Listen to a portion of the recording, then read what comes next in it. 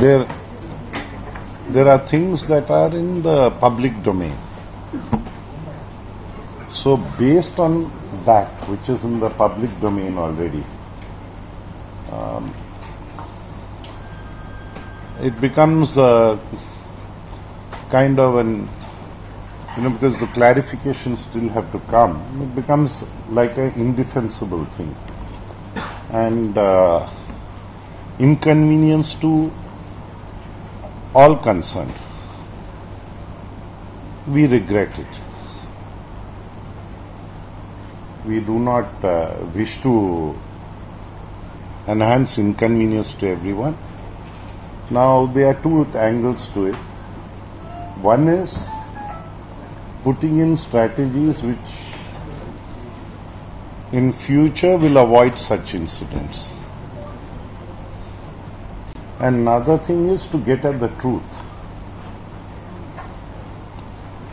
I understand references also come to the ministry from the Prime Minister's office, which we have to respond to. So we have to get at the truth of it. So all eyes will be examining it, and based on that, we will give our report. So the action is going to be twofold. As I mentioned, what information is already in the public domain, we intend to see that these things do not recur, and corrective action. Now, this is the broad strategies that we are going to adopt here. And of course, we apologize to all those who have been inconvenienced.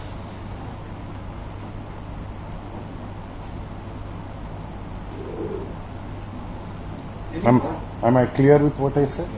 Huh? So when you say indefensible, do you say indefensible for the minister who was involved in this episode, or do you say indefensible for the staff who facilitated the opening of an aircraft after it being shut and deboarding passengers, something that is never seen in any normal situation? So on whose side are you saying it's indefensible? You see, whatever I'm saying it on the information that is available in the public domain. You see, these are things that should never have happened. Mr. Raju, what is the information that you've gathered as far as this incident is concerned, specifically AI 446 late to Delhi, 24th of June? What exactly transpired? Because we're hearing all kinds of versions, from something from the MOS Home Affairs, something from the Deputy Chief Minister of Jammu and Kashmir, something from the IAF, from Air India. What is the real version? You see, the real version is yet to come. That's why I said the truth of it we have to get at. We have to listen to all concerned. So this is not a incident that should have happened. I'm clear with what I'm saying. You see, if it comes to offloading a passenger, it's not done. Mr. Raju, you said that it's going to be avoided in future. How are you going to do it? How many times has Air India accommodated common people when they've just been late by 5 minutes or so? How many times has Air India done that? You see, how can Air India be intimidated? And we are not the ministers in question treating Air India as a private carrier? I also have a second question. Please answer it first. Okay. Why don't you put the second question so that we can answer both? Yes. My second question has got to do with the Matchbox incident. My question is whether you still insist on carrying the Matchbox in the aircraft. Okay. So we are bordering on frivolity now. Anyway. So how are you now the thing is, we have been wanting Air India to improve on its on-time performance. That angle of it for the past a little over a month has been under regular review in the ministry. Air India, as you know, is an airline like there are so many other airlines. It's a public sector airline, and its on-time performance was not up to the mark, which was adding to costs, and Air India was asked to pull up its socks and perform on time.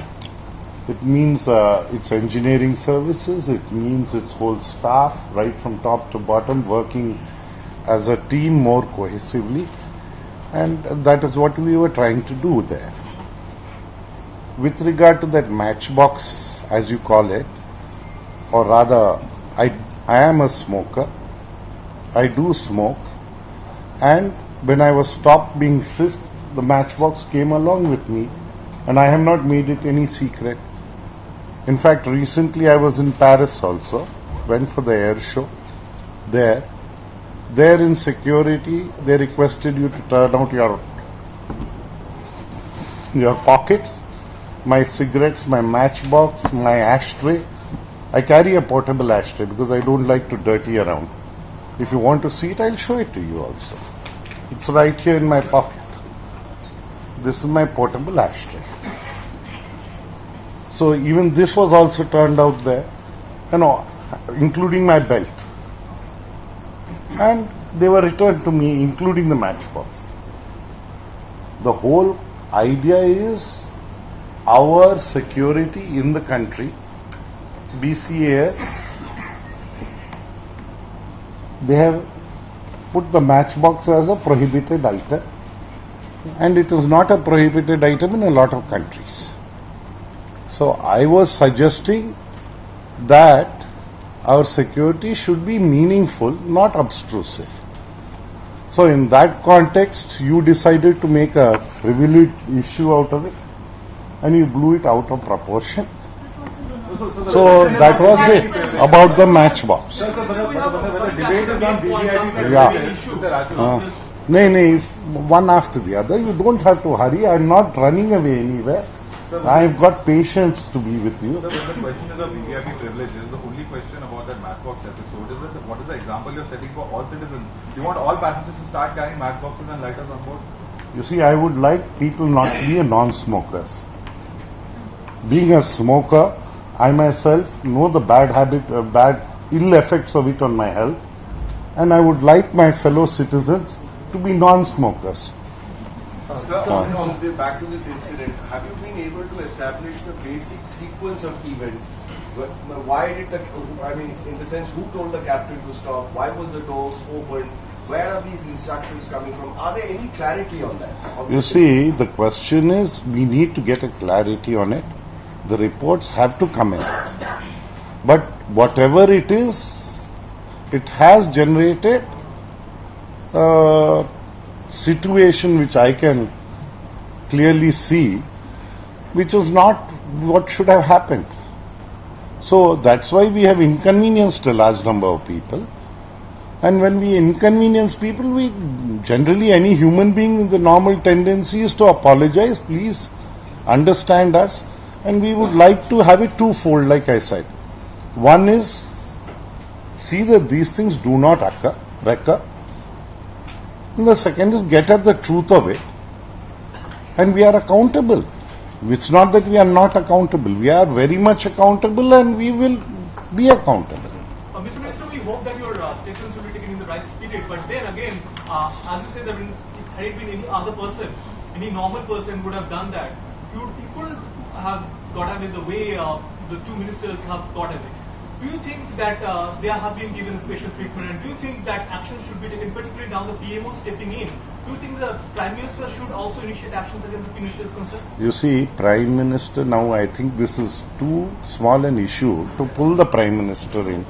But since his office has made a reference, it is our duty in our ministry to take the truth up to him and let all the reports come in, and we will give him the truth. Whatever he decides. It's left to him.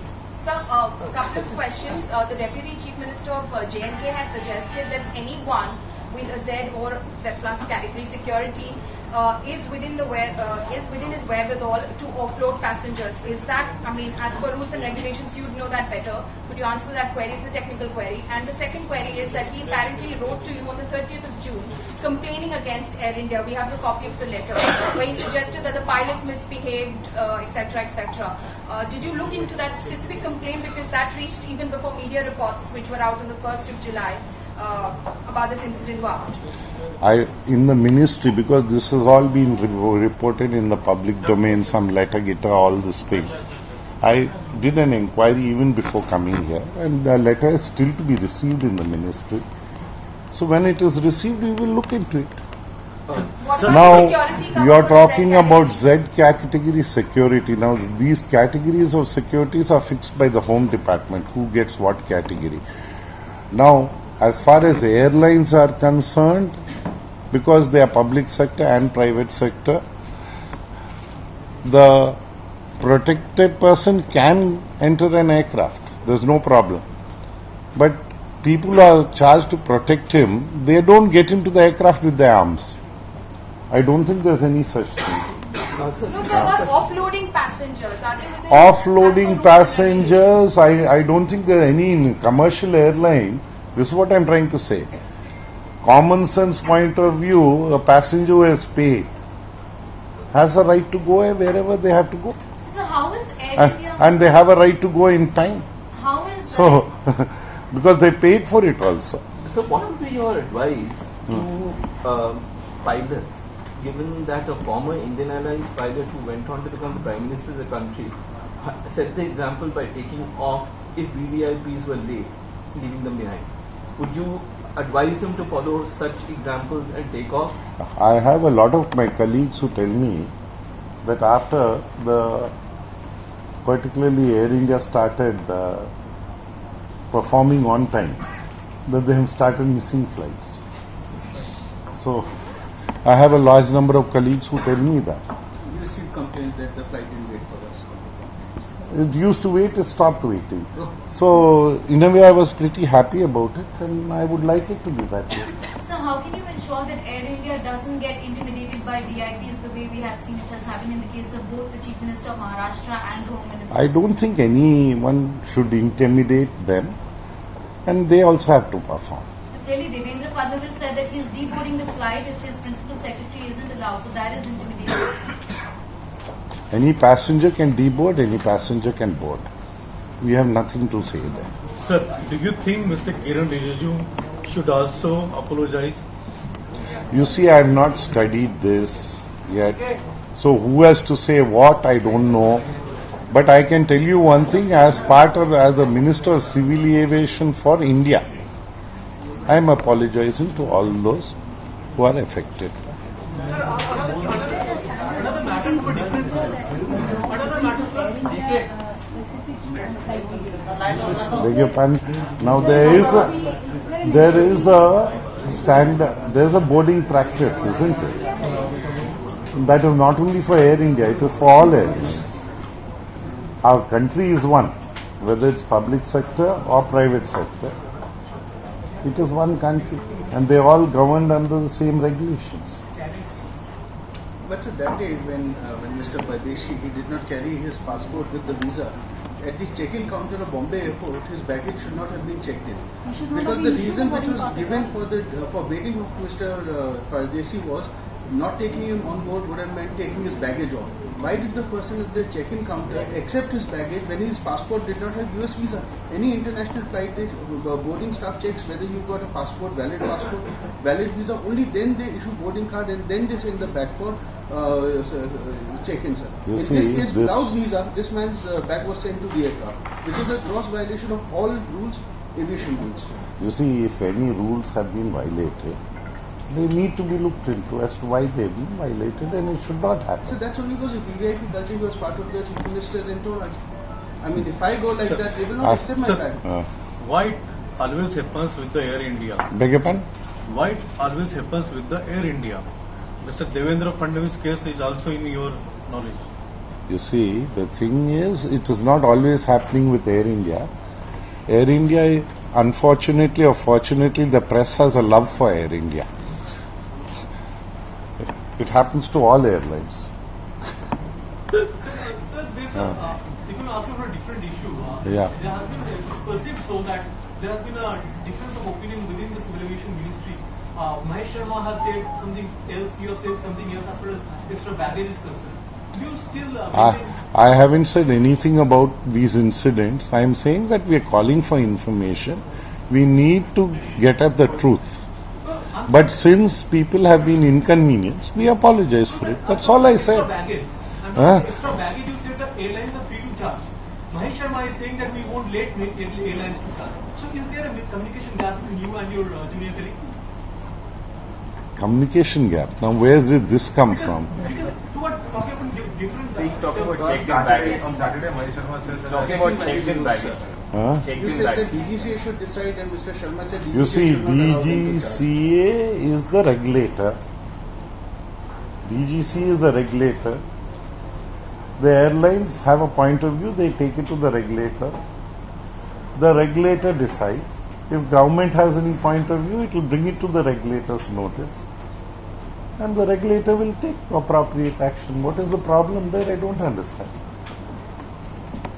So you suggested that it's possible that this kind of leeway is given to ministers or VVIPs on other commercial airlines as well. But we recently heard of a Jet Airways episode where that was not allowed. They actually put their foot down. It seems that these are repeated incidents that happen with Air India itself. We know about the Renuka Chaudhary episode, now about Devendra Fadnavis and also Kiren Rijiju, Nirmal Singh.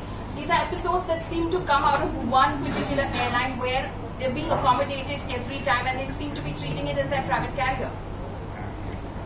Well, if you have an allegation against anyone, I would suggest you take it up with that person and they will clarify. I have nothing to say there. No, it's about Air India's attitude towards You actually see, surviving Air India is an airline which is serving Indian skies well. Now, we have something called a route dispersal guideline where all airlines, including Air India, is mandated to fly 10% of its category 1 and category 2 and category 3 areas. Air India is serving the skies better, Indian skies better, by doing about 23 to 24%. So, that way if you look at connectivity within India, Air India is the first. If you probably look at on-time performance, you'll get another airline. So, that's the type of thing it is. Sir, after this particular indefensible incident, as you put it, are you planning to call Air India top management and at least give them some kind of a talk? First, I need to get at the truth of it. I'll get at the truth of it and I will do my duty. I'm a Minister for Civil Aviation. I have to perform. I have to be able to. You see, I will call the Secretary Civil Aviation and we will have a talk as to what strategies have to be adopted. And so the PMO's query, is it on Fadnavis's travel and Kiren Rijiju's travel both, or is it on only this incident? You see, as of public knowledge goes, it is for the recent occurrences that have happened. Which includes both the Maharashtra CM. I don't know what exactly it includes. We'll let it come, then we will see what. By when do you expect it to come, sir? Today or tomorrow? Should be early. So you have not received anything Submitting from the the PMO report yet? to the Prime Minister's office by when, sir? I mean, is there a time frame? Why should we fix any time frame? We should get at the truth and do our job. That's it. But will it be time bound, sir? Because usually things linger on a lot in this ministry, like 520 and everything else, aviation policy. So will this be time bound or will this also be an indefinite thing? You see, this policy has a lot of thing attached to it. I don't think a report really Because in will December have. we were told that the aviation policy will be out by January. Now it's Yeah. 15th May, and Yeah. then it I agree. It And went into 520 turbulent also- weather. Yeah, 520 It went into also is turbulent weather and it's still going on. It's in an So will this be advanced time bound? stage. Will this happen within a certain time? You see, I don't go into predicting what is going to happen when. But it is essential that there be clarity so that, as far as policy is concerned, because all stakeholders will be having for some period of time, could be 3 years, 4 years, 5 years, whatever. They have a clarity and they can go ahead with their business plans and things like that. So we need to have that in place and we are working on it. Sir, So has your this ministry episode sent might a just- note to the cabinet for a second airport in NCR? as this Union Minister has said, because we've been told that UP government hasn't approved of any such airport in the state. You see, what has happened is state governments, so not UP or anything, state governments generally they make requests for airports because airport has to be situated on some land, and land is a state subject under the Constitution of India, and aviation is a union subject.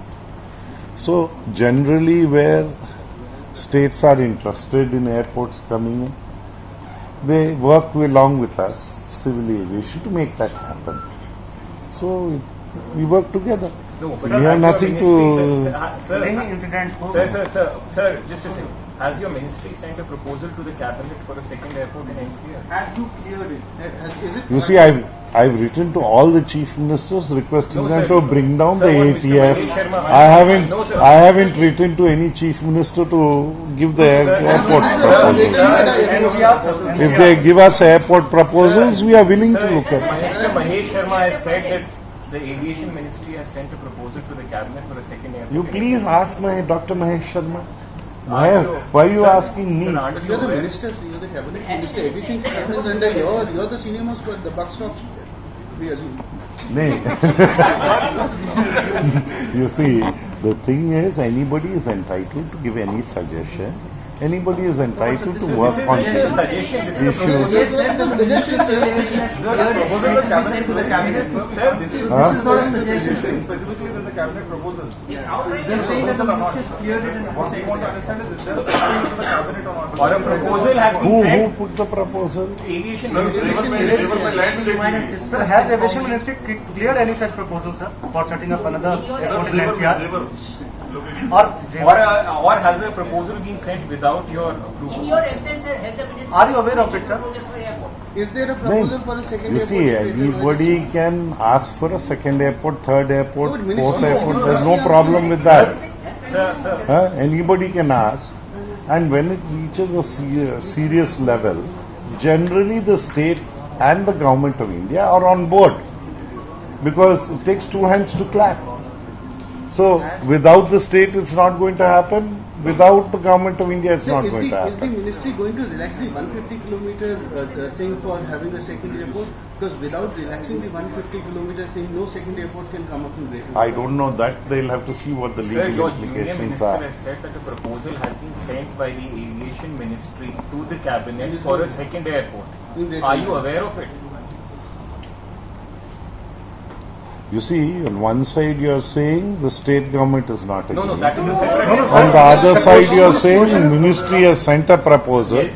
My understanding of it is both the state and the centre have to come on board. You have clap means both are required. If an airport has to happen, it requires the state government support and the government of India support. Then it will happen. You see, I won't know. You see, you're straight away asking me something. I have to. You see, what is it that this thing is there? If the state government, you yourself are saying on one side, state government is not interested. On the other side, government of India is doing this. As far as I know, my understanding of things go, it takes two hands to clap. The state has to be on board, government of India has to be on board. And then things happen. But is the aviation ministry going to send a cabinet note, because it was a cabinet note, is the aviation ministry sending a cabinet note for an airport in Greater Noida, Jewar, to be precise? You see, any state gives a proposal, we are willing to look at it. And I don't know whether this has to even go to the cabinet. Because if the ministry requires it, you see, why does 520 have to go to the cabinet? Because it came out of cabinet. No, in this case, the 150 Leh case में उस incident को हो गया है. It has Just go back to today's नहीं, incident last month. Okay. When you say that you will look into it and you say it is regrettable, are you then thinking of coming out with a comprehensive guideline or some kind of a thing on this VVIP culture that we have? Let us go into the nitty-gritty. What do you exactly mean by VIP culture? This is one thing, Just having because train- later airplane on we stop have, because I haven't reached. you see, that's the thing that should not happen. But if it means, being discourteous, that also should not happen. Then there were some people who told me that if you give a cup of tea, I think I consider it a courtesy. In fact, that's one of the reasons why I don't like to meet you and interact with you in the corridors. I would like you to come to my office and then we can sit over a cup of tea, which is not a privilege, it's a courtesy. And we can talk. But so low-cost airlines don't give this courtesy to anyone, so you should pay for it. Well, I don't charge for the tea I serve in my office. If anyone wants to serve, they can serve. Sir, can we get Sir, has Air India given their side of the story to you or their part? You see, that thing, details will come. They will come. Till now, have they given anything, any clarity to What you? has come to light maybe yesterday through media reports. But the Fadnavis incident, it's been at least about 3-4 more days since that episode. They must have gathered some details about what happened there in that incident on its way from Mumbai to the US of A. You see, whatever is in the public domain, on that I have reacted. I said that it's unfortunate that whatever has happened in the public domain, and that's it. That means Air India has not provided any information. Huh? Air India has not We provided. have called for information, it's coming. When it comes, we'll arrive at a decision. There are two folds here. One is, these things should not happen. That action, we will try to follow it up and see that they do not happen. On the second side, what is it that has happened? I mean, whatever action has to be taken will be taken. So is Air India basically delaying the passage of information from the Air India headquarters? Now again, Air India, this is Air India bashing. I would put it that way. That's How much wrong. time does it take to put together an incident duty report and just forward it to the MOC and tell them what happened? Okay, they'll do it. They'll do it. Sir, is there any plan to revise duty of charges? What is that?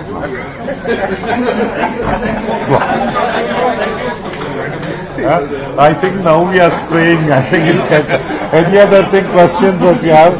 Otherwise, thank you very much. Thank you.